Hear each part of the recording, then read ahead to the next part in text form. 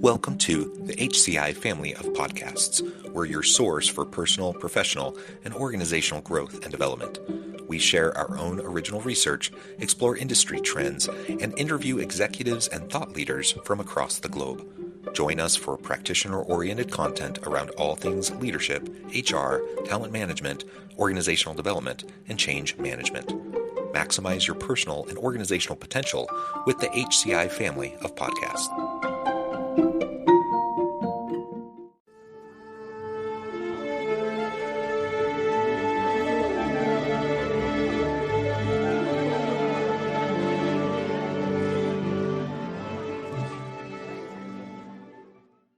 Tim Creasey, welcome to the conversation today. I'm glad to be here. Thanks, John. It is a pleasure to be with you. You're actually joining us from Chicago today, where you're keynoting at a conference, but you're based out of Boise, Idaho. Today, I'm joining you from south of Salt Lake City in Utah. And today, we're going to be talking about focusing on the people side of change. You're actually keynoting at a change conference. And so I'm probably going to be picking your brain a little bit about related topics to what you're going to be talking about there. But the people side is really, really important. I think we often talk and focus in on systems, which is important. We often think about various models of change and theories of change, all of which are super important. But we always have to think about how does this impact the actual human beings that are in the organization who are going to be impacted by whatever change we're trying to bring about. So this is really what we're going to be exploring and unpacking together today. As we get started, I wanted to share Tim's bio with everybody. Tim Creasey is a dynamic speaker, presenter, researcher, and thought leader on managing the people side of change. His work forms the foundation of the largest body of knowledge in the world on change management. Through public speaking and writing, he advances the discipline of change management as a structured, rigorous approach for driving business results. Tim has spoken to hundreds of thousands of people around the globe, enabling audiences with valuable data and actionable insights. He can solve a Rubik's Cube in under 90 seconds. He is obsessed with a band called the Abbott Brothers, and his passion is helping people unlock the challenges of change. I love all of that, and I'm amazed by the Rubik's Cube. You still have a bit to go before you hit that world record. I'm sure you've seen videos where they do it in 5 seconds, but 90 seconds is pretty impressive too. Yeah, I'm nothing like those kids that can put together all the algorithms they need to do in order in their head. I learned the algorithms, rinse and repeat. My youngest son can do it in 76 seconds now, so he's actually beaten me. Young fingers, more agile, I guess. Yeah, for sure. Well, thank you again for joining me. Anything you would like to add by way of your background, personal context before we dive on into the broader topic? No, my role is Chief Innovation Officer at a company called ProSci. I've been there for 23 years now. And what's fun is over that whole time, our purpose has really been to understand and then help people overcome the barriers that stand between them and more successful change. And the people side of change is one of those barriers that organizations and projects and initiatives run into. But it feels good when people say, I took your 3-day program and it changed my life because I could support and engage people in a whole different way. So yeah, that's kind of where I come from. Most recently, I spend almost all my time in AI, but the people side, I think, is always going to be the most important side of the business. Yeah, and even we can talk more about the impact of AI on change later, but all the conversations around AI are inherently a people-oriented conversation. I know that may sound odd to people, but I truly believe that all these conversations around ethical and responsible use of AI center on people. And so we can talk more about that later too. Well, and for anyone who's listening or watching who isn't aware, ProSci is a wonderful organization, really the leader on change management. And so if you need to dig into any of these topics deeper, that would be the first place I would recommend to anybody to go to find the research, the models, all of the different tools that can really be helpful. Well, appreciate that. Thank you. Yeah, and I think you're right. The people side dimension is whether we're talking about fear or an uncertainty around AI, the mindset required to engage AI in a different way, that knowledgeability gap of unlearning, speaking in keywords. It's all the people side of change. Yeah.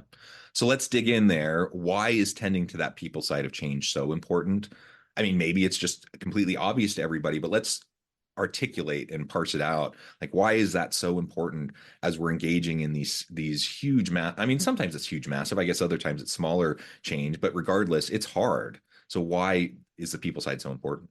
Well, I think what's interesting is coming out of the last 4 years, you can't really unsee the people side of the organization with this Yeah. whole remote work experiment we did. So I feel like there's this kind of this renaissance of, oh, like, oh, the people side. For 25 years, right, we've been doing research and development around really talking about change as kind of like a coin with two sides. Like every change we try to implement in the organization, there's a technical side where we design, develop, deliver the technical solution, the nuts and the bolts of what it is we're going to try to fix. And we've been doing that all for a very long time on all kinds of, and I say technical side, it doesn't have to be technological, right? Right, right. We're doing a lot of work inside of ProSci around six new values that we rolled out in 2021. Like those six values was a technical part of the change.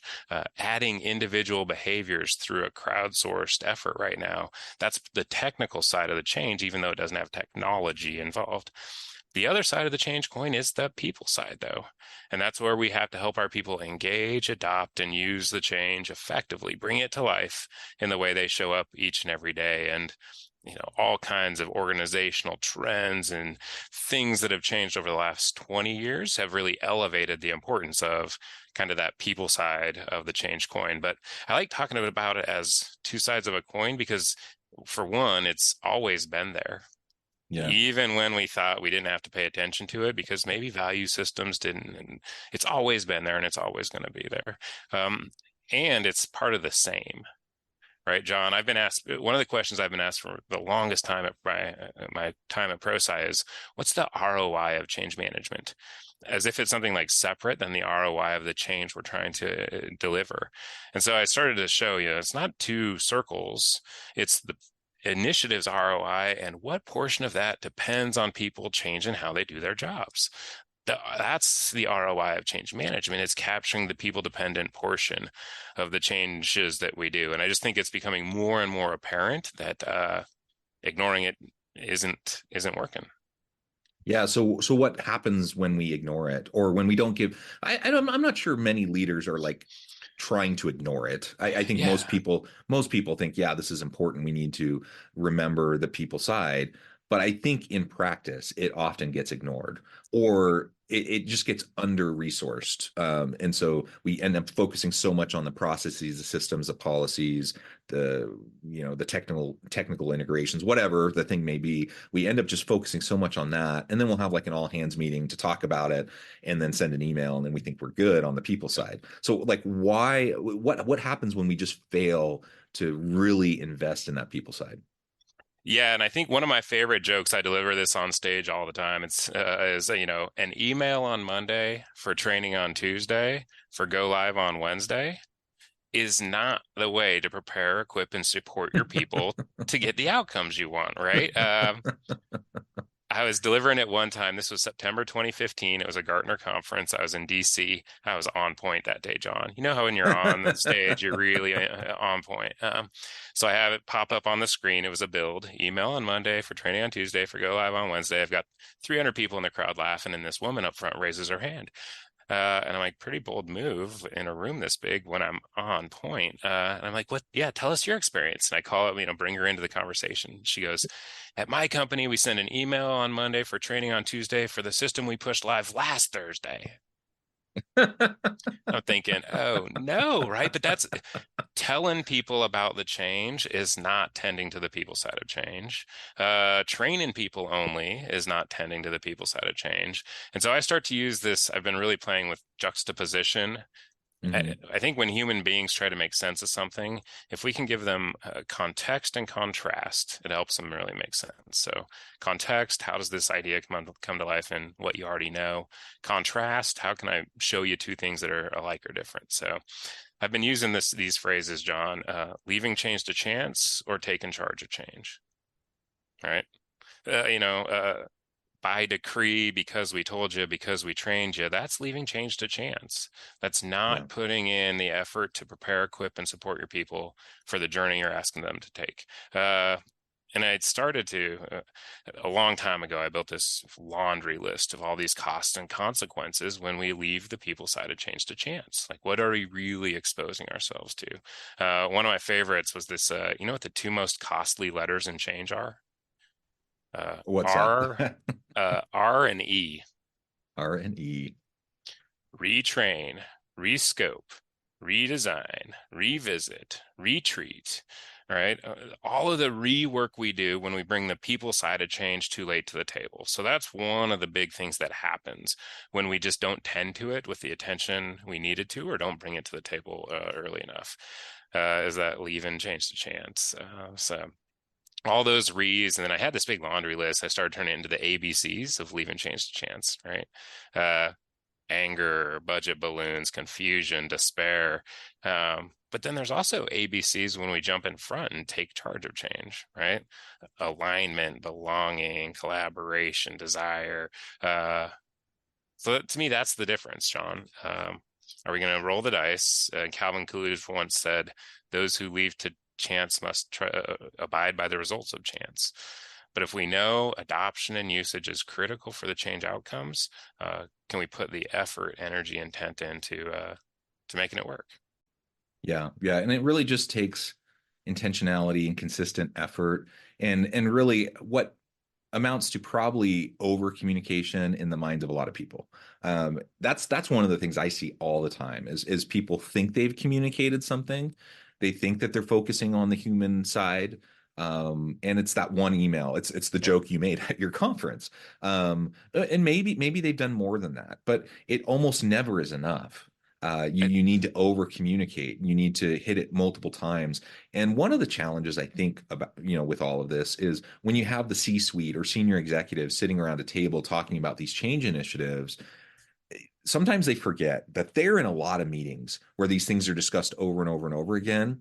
And then they just kind of think that that's where everyone else is at too, yeah. that everyone else is on the same page or understands the nuances or understands uh, everything that's involved with it, even though for that random line worker, they've only heard it one time in an email, or maybe it came up in one meeting once. And so just because I may feel like I'm thoroughly informed as a middle manager or senior leader, even doesn't mean that people on my team are or the line workers are. So you just got to really be disciplined about consistently, repetitively beating that drum over and over, and really communicating and over communicating the messages you're trying to get across. If there's any hope of that change initiative really being successful, having legs, creating the buy-in, and then being like sustainable over time. 100%. And I've often talked about the role of the change agent as the time traveler. Mm, To kind of riff on this a little bit, right? So we talk about change, lots of models that use three phases of change. At ProSci, we use current, transition, and future. And we realize that there's so much change going on in the organization. There's no singular current state, right? But for this body of work, here's the way it used to be done. Here's the move we're going to make, and here's how we're going to do things in a new way. Current, transition, future. Which of those three states do your senior leaders and executives live the current state. in? I would say our executives live in the future state. That's where we Well, pay I them to hope they live. do. Like, think about this change. Like you said, right? They started thinking about this change a year and a half ago, Yeah. right? They started percolating, putting the connections together. This change that goes live tomorrow, they started thinking about it a year and a half ago. So they're living like in the future now. The project team, they live in the transition state. For the last year, they've been trying to figure out Right, and build right. the technical and now the whole rest of the organization that's about to find out about it, they're in today, current state. They're finding about it right now. And so the change practitioner, the change agents in an organization have a time traveling role of helping those senior leaders remember, like you said, you've been in a lot of meetings, you heard about this a long time, and you've been thinking about it for a year and a half. Everybody else is about to find out about it today. And so we have to bring those senior leaders back into speaking in the current state, bring that project team back into grounding in the current state to help our people step out of the way they do things today, step through that transition that everybody else, you all made already, so that they can successfully get to that future state too. Yeah, no, no, the way you're describing that makes perfect sense. And I hope that leaders are always in that future state and being strategic. And it's interesting, like this weird tension that I see in my work with a lot of senior executives is absolutely there should be this long-term foresight and strategic thinking and preparation. But unfortunately, so many leaders get caught up. They don't do that enough. And so then they get caught up in the day-to-day grind and putting out fires. And so that was why I initially said, because so many leaders are just Yeah. caught up in like the immediacy of like whatever the current urgent thing is without taking the time to move into the future. But you're absolutely right. That's the way it should work. And when it does work that way, and we have a leader who is really intentional about reframing, resetting their mind so that they can get back and meet their team where they're at, which, like you said, their team is probably fairly oblivious. They don't know what's coming. And so it's really hard for a leader to, like you say, to do that time travel and to like turn back the dials to remember what was it like when I first had to process this information? What was it like when I first learned about this major disruption that's going to change the way, a whole bunch of people do their jobs? There's probably some level of anxiety there, right? There's probably some level of certainly discomfort, anxiety, you're probably the walls of resistance are going up. Even for a senior leader, those are the types of emotions that often happen because it's going to be hard. And so you just have to, like, whether you want to frame it as compassion or empathy or whatever, have the emotional intelligence to meet your people where they're at and to understand they are going to be dealing with all those same things that maybe you've had a year to process through and kind of get over and build through, and now you're in a good spot.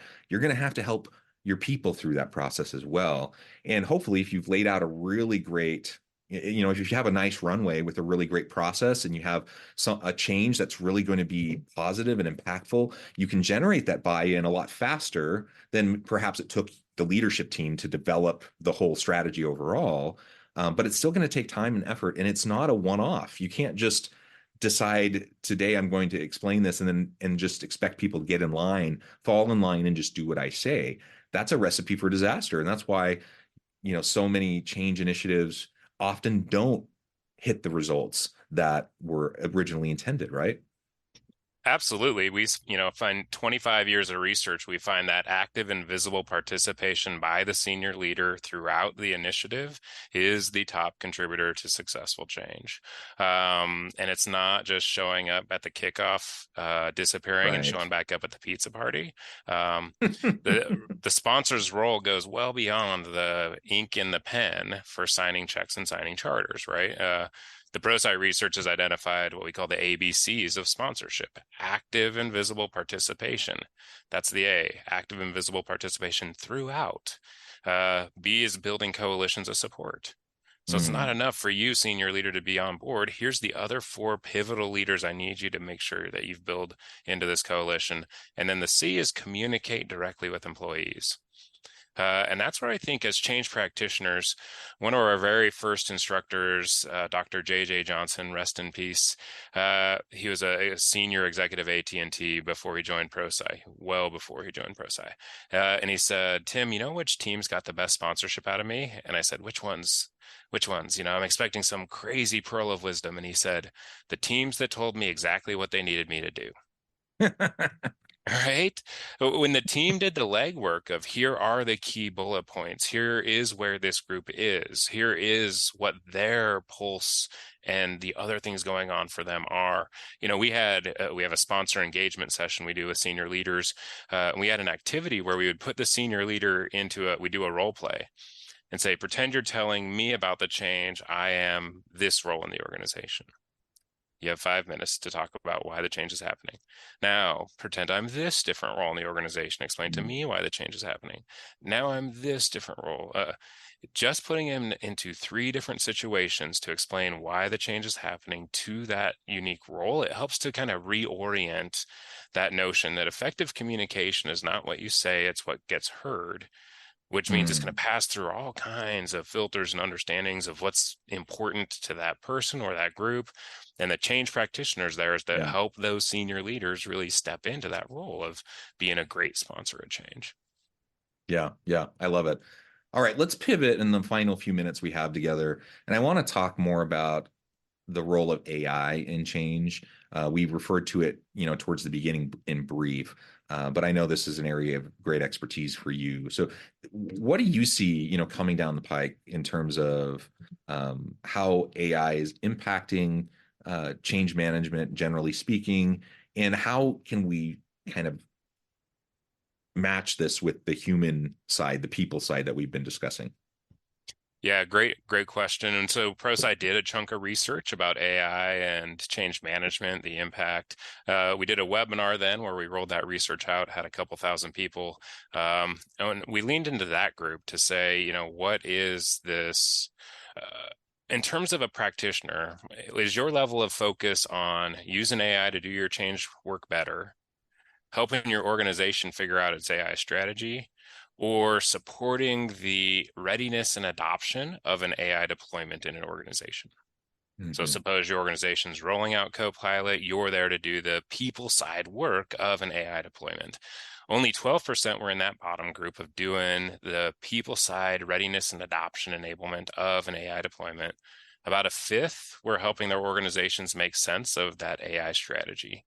Hmm. Given our organization, given our industry, given our value stream, our suppliers, our competitors, how we work with data, what's our path forward? Only about a fifth of them were doing that. Two-thirds were really looking at how do I, as a practitioner, do my work better by leaning on this new tool that we have available for us. So I think that's kind of the lay of the land. We see, in terms of how practitioners are using it, the top two uses were communication support and content creation. So really supporting, and it kind of makes sense that we go right to the communication components. Strategy and planning was next, followed by automation and efficiency, and data analysis. So those are the five big use cases that we've seen come out of the research. We're starting to build out prompt libraries and activities below those. But I think the frame that I would offer up to folks as they start to think about this AI journey, I kind of think about three buckets of work. There's a bucket of work I have to do on my own, human centric, and I think about a week of my work, right? A chunk Hmm. of that I got to do on my own. A chunk of that work I may be able to fully automate with generative AI as those solutions Yeah. start to come forward. But the middle chunk of work is work I can start to do with AI. If I can start to take AI as an intern that I can collaborate with, given its unique power and expertise and command of the human language, and if I can learn how to give it good instructions based on what I want to get out of it, I all of a sudden have, and John, one of my favorite phrases is first drafts in a flash. First Hmm. drafts in a Hmm. flash. So you now circle this back to the people side of change. I got a tool. I can't tell you about the tool just yet, but had somebody call me up and tell me about using it. And they said, oh my gosh, Tim, right? It was going to take me 2 hours to create this draft document. It took me about a half an hour. I now have 90 minutes to go do real people side work, Hmm. connecting work, engaging work, involving work, coaching a sponsor work. I had somebody that said, hey, I was building out a half-day agenda to try to bring AdCar to a particular audience. Instead of taking me 2 hours, it took me 15 minutes to get that first draft that we could start to refine on. I had an hour and 45 minutes to go do real people side work. So to me, there's this interesting, people talk about time savings, but like time Hmm. freedom in terms of how we get to architect the work we do going forward, I think is a fascinating frontier. So The time freedom framing, I think, is wonderful. I was speaking at an HR tech summit yesterday, actually in Salt Lake City, and someone asked me the question about, because we were talking about AI and HR, and someone asked the question about, well, like what about like all the interns? Like what kind of entry level work or internship work is there going to be, and how are we going to help people get into the field and like start to get experience? Which was an interesting question. There's a lot to unpack there and a lot to discuss. But my initial, thought and part of my response was along the lines of, you know, it sounds like AI can do a lot of what we used to have interns do. So why don't we leverage it as a tool in that way? Now we still have to think about how we have the pipeline of talent coming into the field, right? And that's a really important topic in and of itself. But I like how you just framed AI as your intern, you know, just like an intern, if you're trying to coach them and mentor them and train them to produce and contribute in meaningful ways, it takes direction. It takes time to be able to help them understand what they need to be doing.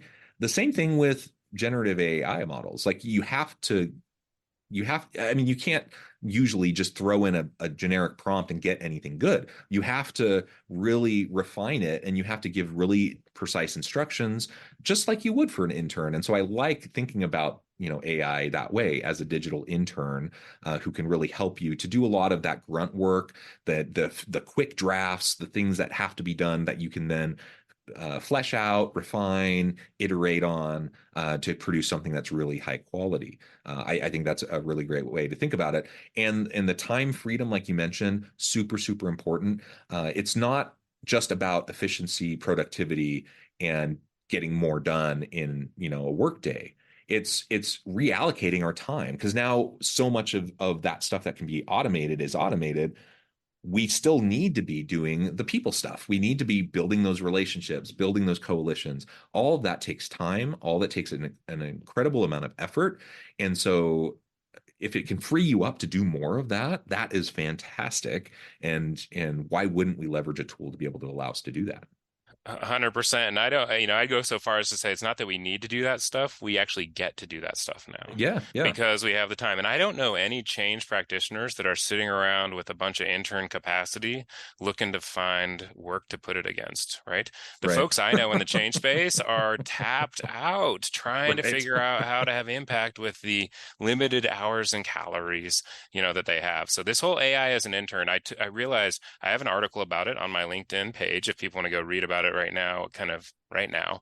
Um, I have a manuscript I just penned over the last 2 weeks called How to Unlock Your Human Potential by Taking on an AI Intern.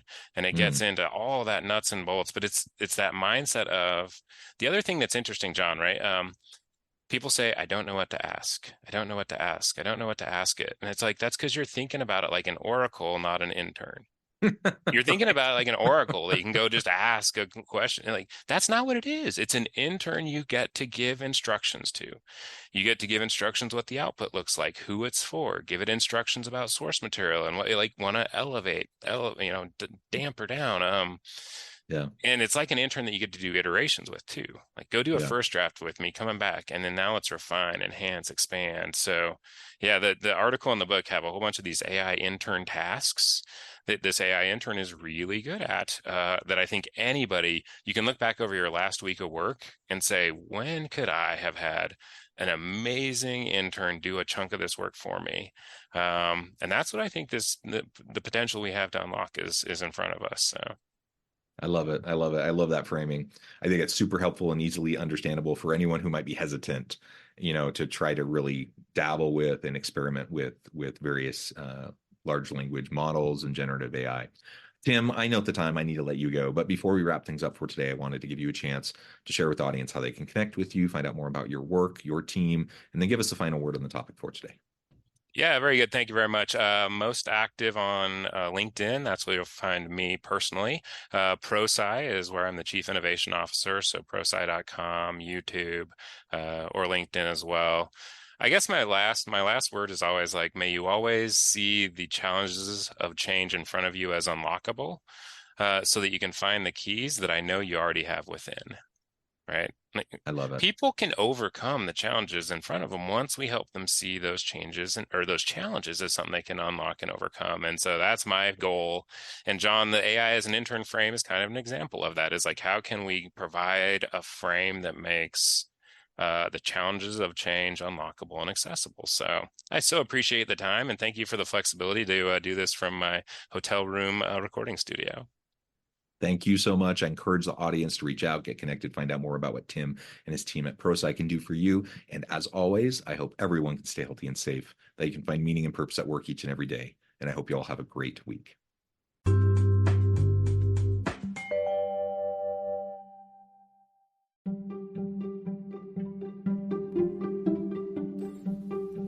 Thanks for joining us for this episode of the podcast.